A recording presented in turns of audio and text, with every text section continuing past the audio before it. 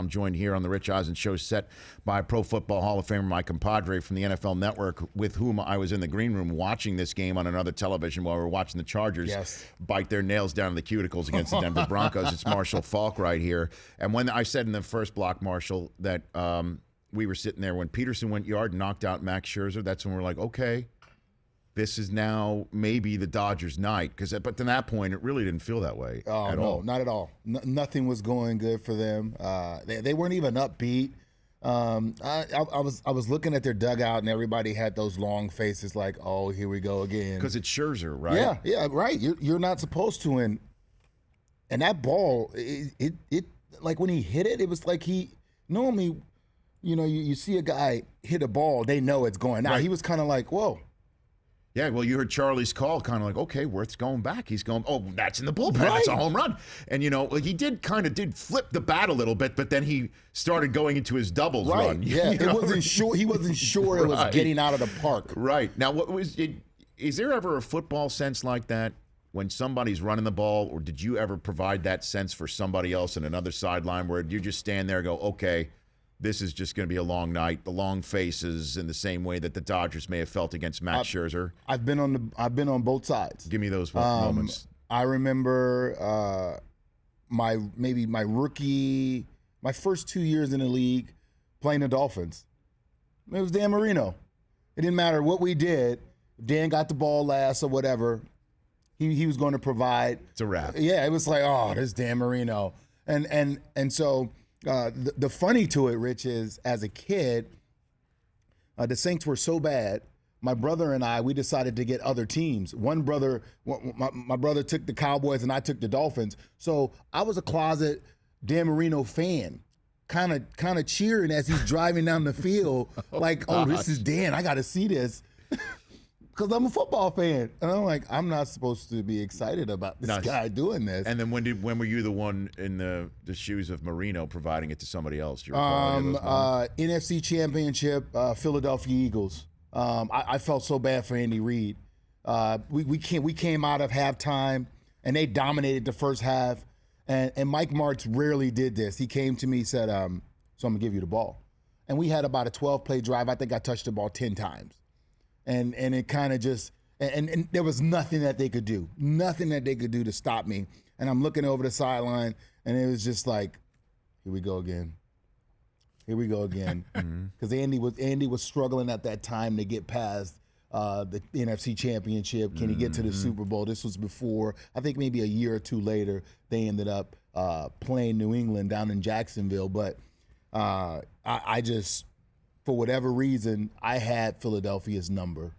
And so what do you mean, Marshall, that Mike Martz would never come to you and say, I'm going to give you the ball? Well, we had so many players on our team. And aside from the occasional issue with the wide receiver, and I'm not going to say Isaac and Torrey are any type of divas like the guy that we work with. But they wanted the football. And everyone, they throw me the ball. Well, that just, for me, whether I caught the ball or ran the ball, or if I didn't touch the ball much, I didn't say much. And that was because of when I came into the league, that's all I used to say. I just felt like the more you gave me the ball, the better our chances of winning. Mm-hmm. And that doesn't build a good team. And I remembered that from my younger years when I was with the Colts, being a hothead, coming in, drafted second overall, thinking that the only way we could win was through me. Marshall Faulk here on the Rich Eisen Show. I don't mean to do this to you, Law, but what were his numbers against your beloved Eagles in that playoff game? Okay, Chris? Yeah. Eagles lost 24-29, and Marshall, 31 rushes, 159 yards, 2 touchdowns, 4 receptions for an additional 13 yards. I don't know if you know your playoff numbers off the top of your head, but 31's got to be a personal record for you in a postseason game. If you understand 31. How I played the game. Right.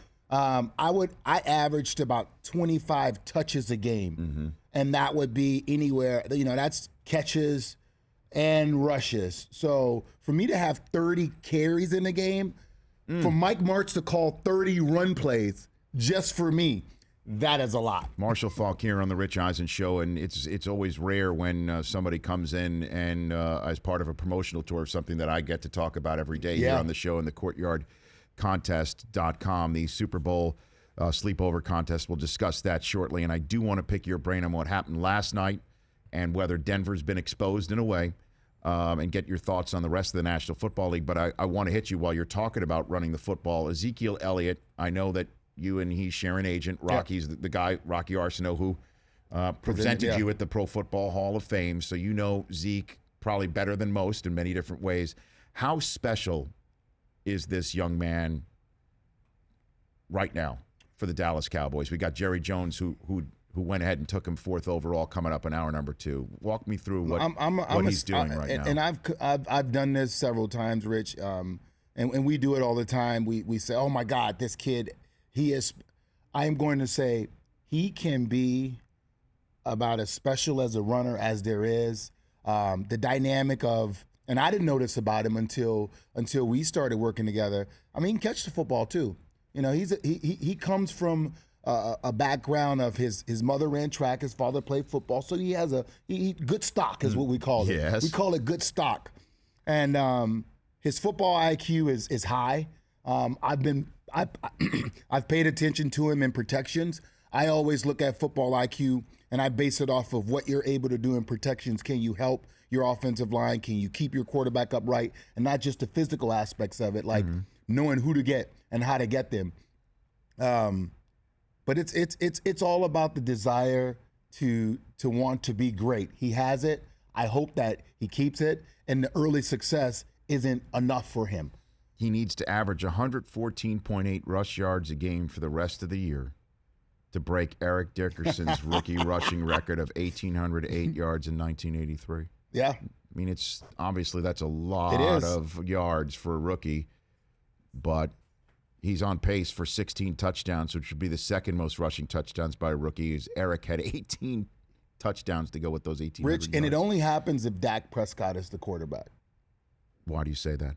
Because right now, Dak is in a situation, and this offense is in a situation that they call plays, and they might have a run-pass option, which we call RPO, just for the people out there when they hear people talking about RPOs on TV, run-pass option. Right. And Dak may stick with the run play. He may get the ball out quick to a receiver. But when Tony comes back, Tony is savvy enough that they're not going to waste run plays running into looks that are not good. Now, they've ran into looks that were not good, and this offensive line is good enough to handle those looks. And he's gotten a lot of yards against looks that shouldn't be good. Sometimes guys don't even get blocked, or sometimes a guy make a block and shield a defender with another defender. So you're saying Dak doesn't know what he should know, and therefore Zeke and that offensive line is helping overcome that, and Romo won't even go down that road because he knows what he should know. It's the old adage of, hey, that's a bad look, run it. Just run it. Call it, run it. And sometimes you have to do that. Sometimes your guys on the offensive line, they're just better than the other team. Marshall Faulk here on the Rich Eisen Show. 60 ticks of the clock. We'll come back. We'll talk about what we saw last night and whether there is now a problem for the Denver Broncos, who have lost 2 games in the last 5, and get you set for the rest of Week 6. Marshall Faulk is here in this whole conversation of Romo and Prescott. We'll ask the man at the top of the flow chart, Jerry Jones, when he joins us at the top of the next hour. But we're back in just a minute here on the Rich Eisen Show. Do we know how many Welcome people back stay? to the Rich Eisen Show. Marshall Faulk is right here.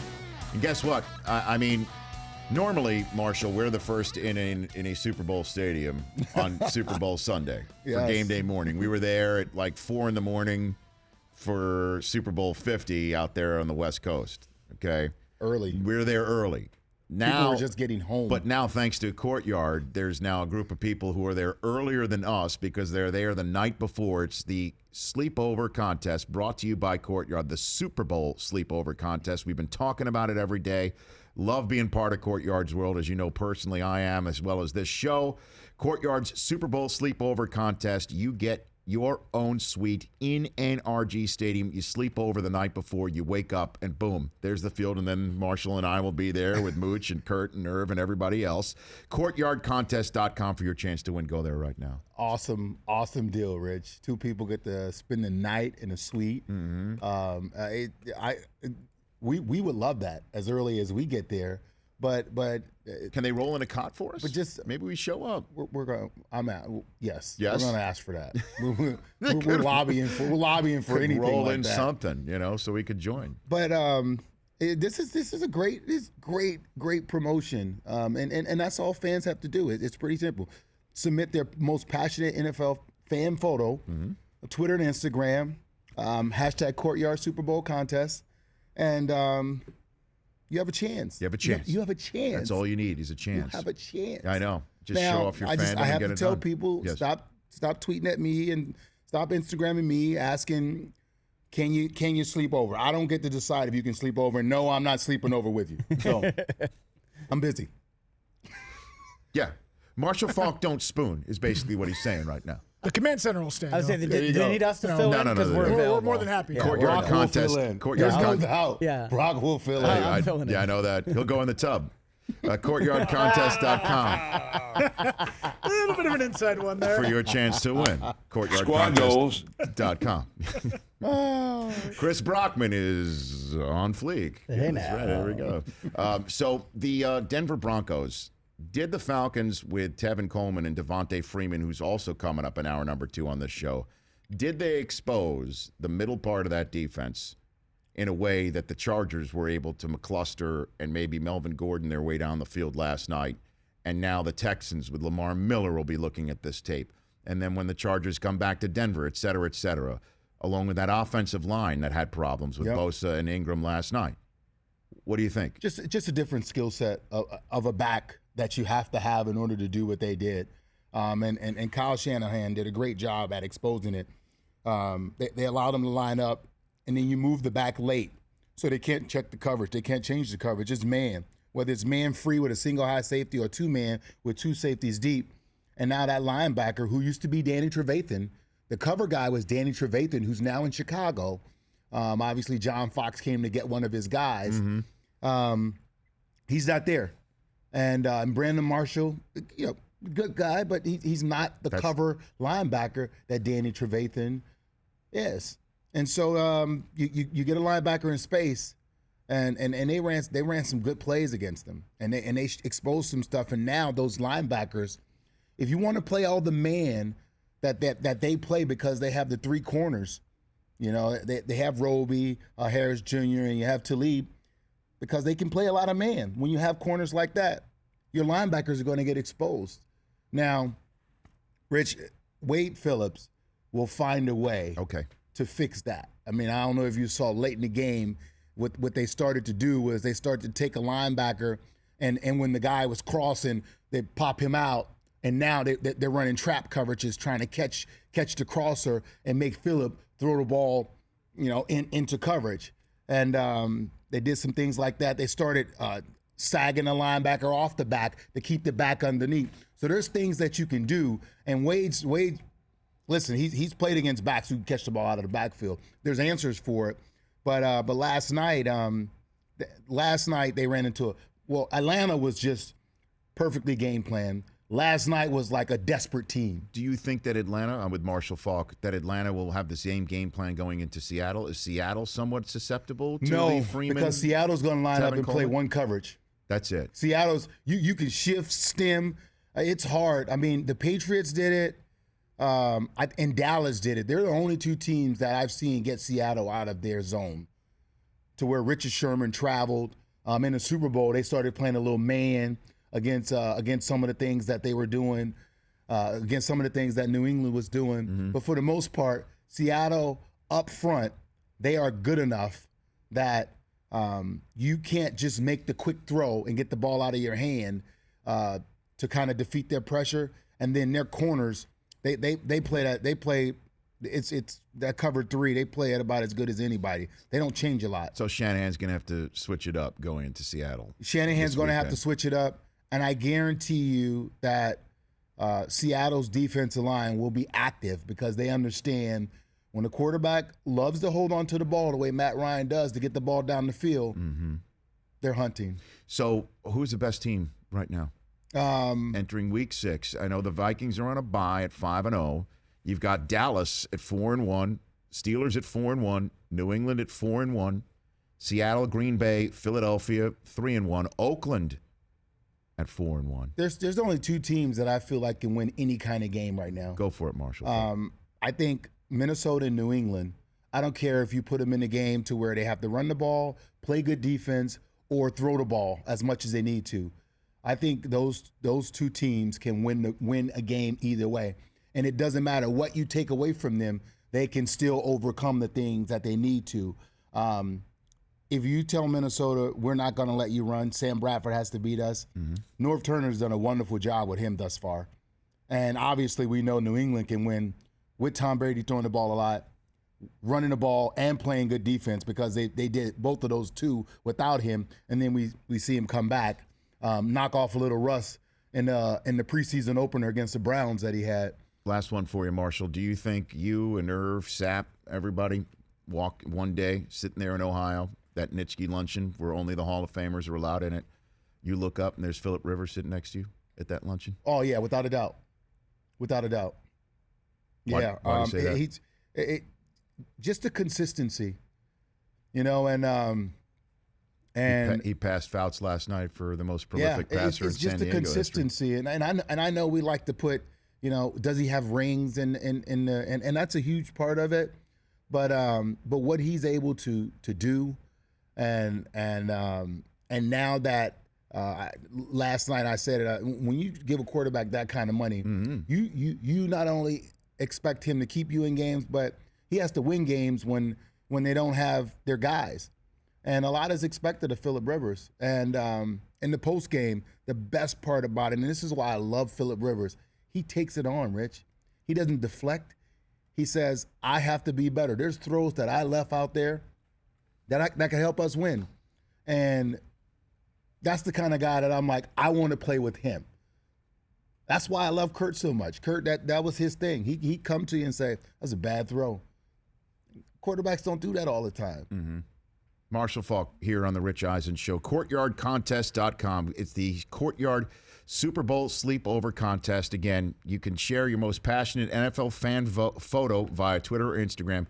Use the hashtag of Courtyard Super Bowl Contest. And don't you can hashtag Marshall, just he cannot decide who gets to go in that suite. Thank you for coming on the show. All good, man. You bet. That's Marshall Faulk here on the program. The Rich Eisen Show, weekdays at noon Eastern on Audience.